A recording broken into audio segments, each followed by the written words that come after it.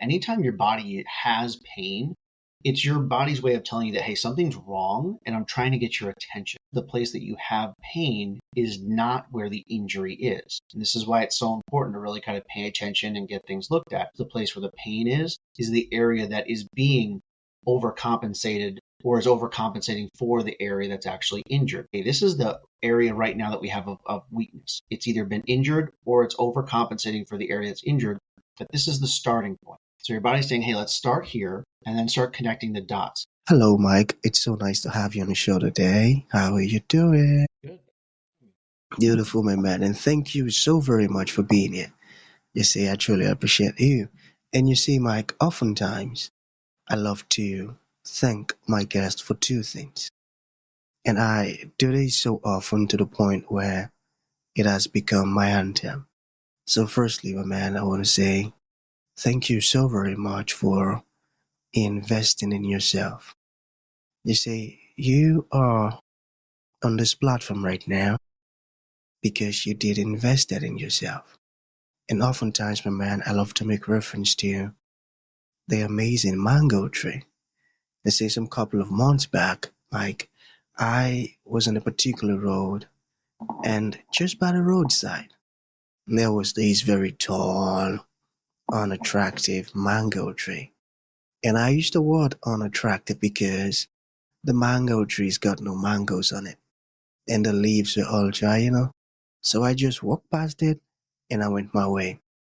But you see, Mike, just recently I was on that same road, and this time around, a lot's changed about the mango tree. You see, the mango tree caught my attention pretty good from a distance, and immediately I got the urge to move so close to it, of which I did, and it wowed me because now the mango tree's got a lot of mangoes on it, beautiful green leaves and healthy branches, and not just mangoes now, Mike. I'm talking about ripe mangoes. It was such a lovely experience that day, and I was so, so excited. Here is my point. The fact that you dedicated your time, energy, and resources to becoming the amazing Mike that you are today, that alone has made it impossible for me to skip you. And that's why you got the request from me to be on the show because I was attracted to the fruit of all that you're doing, your philosophies, your journey, the impact your work is having, and how you are offering the solutions. These stuffs are beautiful. And just before I sent you that request, my man, I said to myself, I've got to benefit from these beautiful things that Mike is doing. And not only me now, because I don't want to be selfish, and even with the audience. And here we are today with the amazing Mike. So thank you so very much for doing that to yourself. And secondly, thank you for saying yes to the invite. Because if you had said nope, there was nothing Elisha could do about it. Thanks so much, man.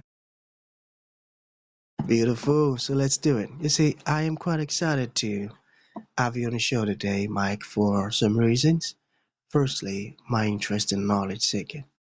I believe in order for one to transition from a terrible situation to that of a beautiful one, Mike, I believe it takes the application of knowledge, quality information. And you see, my man, ever since I discovered that light in the Hebrew means knowledge and darkness ignorance, I've been so keen to knowledge seeking. Why? Because I do not want to remain in the dark. So that's going to make our conversation today very important to me and even to the listeners. And the second reason why I'm excited to have the incredible Mike on the show is for the sake of the audience. You see, my man, we live in an age where information is as abundant as grains of sand. We've got lots of informations flying out there. So these folks trust me for quality, eye-opening, and very important information, of which I am totally convinced, Mike, that our conversation is going to be impactful and insightful. So for that reason, my man, let's get started with your introduction. Talk to us about your personal or your professional journey, because right now we are so curious. You want to know how Mike got here? Then afterwards, I've gotten some beautiful questions for you.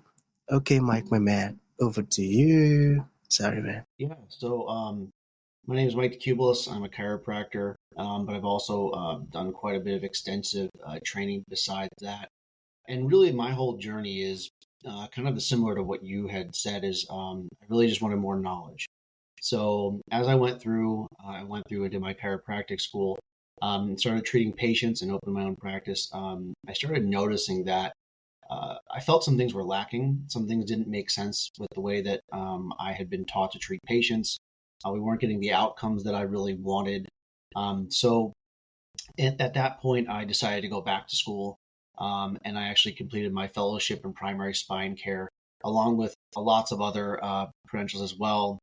Hospital qualified, trauma qualified, MRI interpretation qualified, and on and on and on, and all through the Jacob School of Medicine, which is a medical school up in Buffalo, New York. And kind of getting the training and the same training that medical doctors would get in a lot of these areas has allowed me to see things a little bit differently, but also be able to work with a lot of other specialists too on cases that require, whether it be an orthopedic surgeon or pain management or whatever it might be, because they understand that we're coming from things in the same perspective, that there's not always one way to treat everything. And sometimes we have to look at things from a multifaceted approach and how we can work together, because it's all about what's doing best for the patient. So that's what I'm all about, is always making sure that we keep up on finding out the new research that's out there, what outcome measures there are that might be better than what we're using before, and then making and changing to make sure we're getting those better patient outcomes as well. Amazing. Now I see why you're making beautiful impact. I love it. I love it. Okay, so I've got some questions here for you, my man. All right, are you ready for me? Yes. Okay, so let's talk about why some injuries seem to never fully heal. Why does that happen? So there's two main reasons with that. The first is going to be that when someone has an injury, they kind of downplay it, or they don't get the right kind of diagnosis and treatment. And then what happens is that sometimes either the treatment themselves that they're getting is wrong for them and it's actually re-aggravating it, or it's training the body to compensate for it, not allowing it to heal the right way. Meaning, like, let's say they have an injury to the low back, and then they go and just get a bunch of strengthening to the low back muscles, but the muscles themselves weren't injured, and that wasn't the problem. Maybe it was a disc, maybe it was a tendon, a ligament, or the joint itself. If we work on training the muscles to compensate for that injury, we're never going to fully recover the way we were before. And we've actually changed the way that the body moves. We've changed the way that it responds to normal functions like standing and walking. So with that, kind of compounds the other one is really we don't get a proper diagnosis. So it's those two things: re-aggravation and the wrong kind of treatment, or not getting properly diagnosed. Because one thing and one injury that happens a lot, unfortunately, I see in my office, so we do a lot of personal injury type cases and work comp stuff like that, is ligament injuries. And ligament injuries never heal 100%. Basically, when a ligament is injured or partially torn, it only creates more collagen to recreate or replace the damaged elastin and collagen. So because of that, it's not as flexible. It's going to be more stiff and rigid. It's going to mean that we're going to be more likely to have injuries in the future, but it's going to change the whole way the body moves. So with that, we have to keep that in mind with the type of treatment that's being done. So we know that, hey, if we have this injury, it's not going to heal because it's a ligament. We have to reinforce different kinds of movement patterns and biomechanics, because things are going to never heal the same way and potentially get a lot worse. So we have to keep all of this stuff in mind when we're initially seeing that patient, because what we don't want is someone to go through weeks or months of treatment. They feel a little bit better, and then 6 months later it all comes back and they're like, what do I do? Because now we're dealing with a major injury that could have been potentially prevented if they had the right thing done at the right time. Mm, that was very educating. Thank you so very much for sharing that. I got that. So, what is the spine trying to tell us through pain? Yeah, so and this is really a really great thing to keep in mind, is that anytime your body has pain, it's your body's way of telling you that, hey, something's wrong and I'm trying to get your attention. Now, the interesting thing though is that sometimes the place that you have pain is not where the injury is. And this is why it's so important to really kind of pay attention and get things looked at. Sometimes the place where the pain is the area that is being overcompensated or is overcompensating for the area that's actually injured. So what your body's trying to tell you is that, hey, this is the area right now that we have of weakness. It's either been injured or it's overcompensating for the area that's injured, but this is the starting point. So your body's saying, hey, let's start here and then start connecting the dots, because the muscles don't just connect to one place, they connect to two places. Same thing with ligaments. Your body moves as one big unit. You can't move properly if half your spine doesn't have the range of motion there. Just imagine if you were to put, a metal rod in your neck, it's going to affect the way your lower body works, because otherwise it's going to affect your righting reflexes, but it's going to affect the way the muscles move. Some muscles are going to become weaker. So we have to look at the body as a whole. And that's what really, when you're having pain, your spine is telling you, hey, listen, all of the neural pathways come through your brain, down your spine, and go to different parts of your body. We're giving you a starting point of where to look at. And then from there, we have to retrace back up, sometimes all the way up to the brain, to find out where's the actual injury or where's the problem. That way we can start at the root cause instead of just chasing the symptoms. Wow. I never knew that. Thank you so very much for sharing that. Okay, so let us talk about posture. Do you think posture is connected to our overall health? Yeah, 100%. And the interesting thing is that when we have bad posture, we have to look at it in two different ways. So there's some things that can cause bad posture. It could be from an injury that didn't heal the right way, or maybe they're dealing with a current injury or current pain. Or it could be because that bad posture has been kind of reinforced over years. So what I mean by that is that it's typical for someone who didn't have a postural issue, then let's say falls and has a back injury, it's going to change their posture, which makes sense because their body is trying to do whatever it can to not be in pain. And if that's walking backwards or sideways, that's what your body's going to do. So it makes sense that their posture would be affected. But once it heals, we want their posture to go back to or as close to normal as possible. Now, the other thing, though, is that you can reinforce bad posture over a long period of time. Basically, what you're doing is you're slowly changing your movement patterns, your biomechanics, and your muscle memory. And that happens a lot of days now through people on their phones. Screen time, constantly looking down. That's why it got the term text neck, because now we're actually reversing the curve. Instead of being a curve backwards, it's now a curve forwards and down. That not only affects the neck itself, but that's why we can also start to get those kind of like bumps, humps forming right here in the upper back. It can cause low back pain because now the low back has to bend the other way to start compensating. So yeah, if someone has bad posture, they 100% are not as healthy as they could be. And then it just depends on what the root cause of that posture could be. But it's definitely a great starting place to look at. Wow. Wow. These are some very vital informations. Wow. Thank you so very much, Mike, once again. I tell you, you're really shifting my perspective. Okay, so we still have some questions here. So I don't know if this is possible though, but I'm just curious. Can the body really forget how to heal itself? Well, it's interesting. It's not that it can forget how to heal itself, but there's some things that almost prevent it from healing itself. So it's kind of like to where if let's say we have something happen and let's say we have a disc herniation, right? Now with that disc herniation, if the patient then goes and let's say gets the wrong treatment or is trying to heal it themselves, now while they're in pain and while it's still an acute type of injury, it's healing, their body changes the way that they move in order to, again, be in the least amount of pain. The problem is it's just like going to a gym. If you go to the gym and you start working on bicep curls or, bench pressing, you're going to start changing your muscle memory. You're going to get stronger. You're tearing muscle fibers and then they grow back and now we have more muscle and you're stronger. If you go on walks every day, you start changing again the way that your body moves and functions. Same thing happens when you start changing it abnormally. So if you start moving differently, you start changing what your body considers normal, because it's not that it's normal, but it's common for you now to move this abnormal way. And when that happens over time, because now you're doing that and you're moving abnormally, you're constantly overstressing the body. You're taking away energy to move abnormally because some muscles have to work harder. That causes muscle spasm, which puts pressure on other parts and other joints and other areas of the body.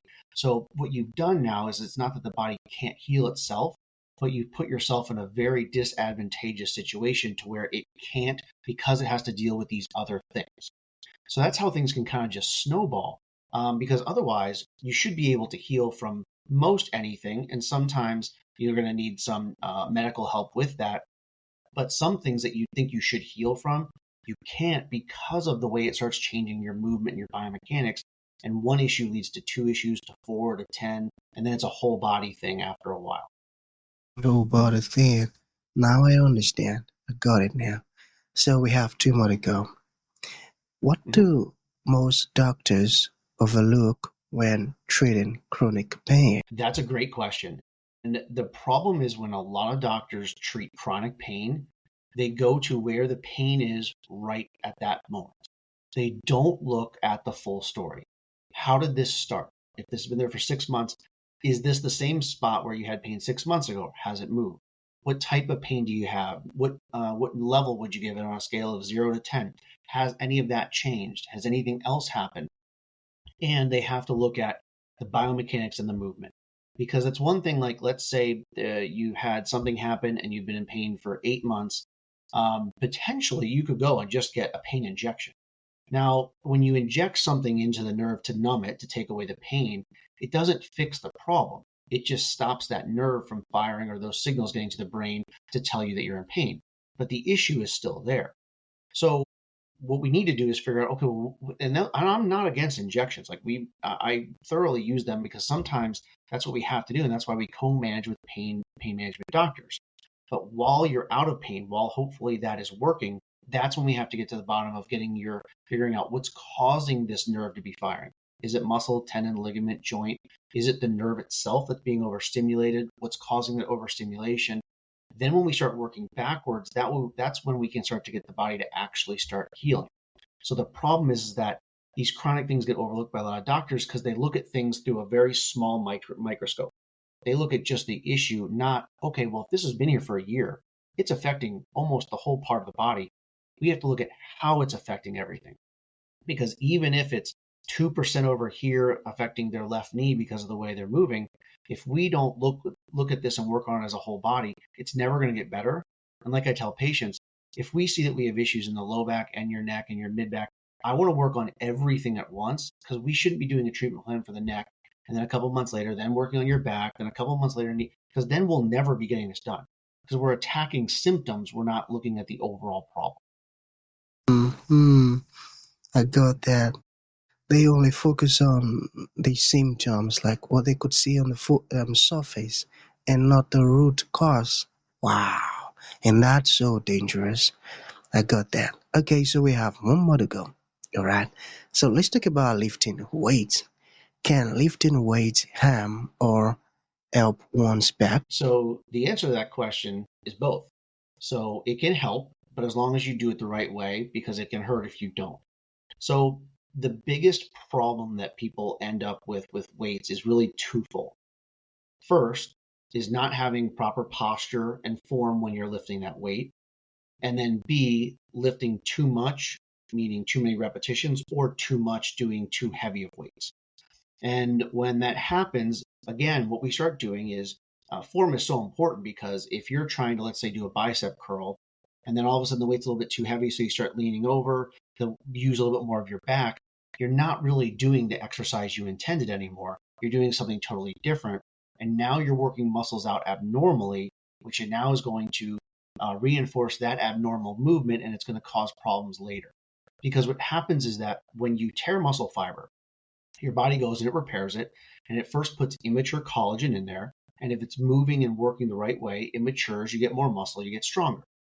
Now, let's say like you were to go ahead and do a bicep curl, and then the minute after you just wrap your arm like this and leave it there for a week, what's going to happen is that collagen that went to repair the damaged muscle is going to stay immature, which is scar tissue.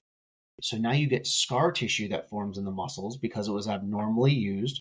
Scar tissue is not as strong and it's not as flexible as normal muscle. So now you're more likely to not only have an injury, but you're not going to be as strong as you were prior. So this is how things can kind of snowball. So lifting weights is great as long as you do it the right way and the proper way. And that's why we see so many people get lifting injuries, because they try to do too much, or they start to experience a little bit of pain. They just force right through it. You have to listen to your body. That's why it's always good, especially if you're new to doing it, working out with a partner so they can watch your form. And you'll see even people who are there by themselves, they work out when they're lifting weights, they do it in front of a mirror. So they can watch and see what their posture looks like. Because it's very hard to tell when you start to bend just a little bit forward if you don't have a visual or someone there to help you. So really, those are the things you got to be careful of. And very true and very important. Lifting weight is great as long as you're doing it the right way. I got that. So to bring this on end, Dr. Mike, what would you like to leave the audience with, like a final thought? And to those folks who like to reach out to you, learn more about the wonderful stuff you're doing, or even ask you questions, how can that be possible? Yeah. So final thought is that it's always better to get things looked at and checked out early, because maybe it's something minor, but at least you know. But the longer you let it sit there, the longer it's going to take to get better. But also, there's the potential to where you can't get it back to where it was before. So it's always better to get checked out sooner rather than later. And it's always a good idea to get on that path as quick as possible. I'm always available for questions, even for people who aren't patients. They can call the office. My number is 630-435-6461. They can reach me I'm on multiple social platforms, on LinkedIn, Facebook, all that stuff. You can just search by my name and it comes right up. I've also got a website that's got a contact form too. And my website is chiropracticdownersgrove.com. But yeah, I'm always interested in helping people with questions and answers. And if it's something that they need to come in and get help with, I'm there for them as well. Beautiful. That's a great one. So that's going to be the end of the show, Dr. Mike. Thank you for coming and thank you for sharing this wonderful stuff with us. It means a whole lot. Thank you. Yeah, thanks for having me.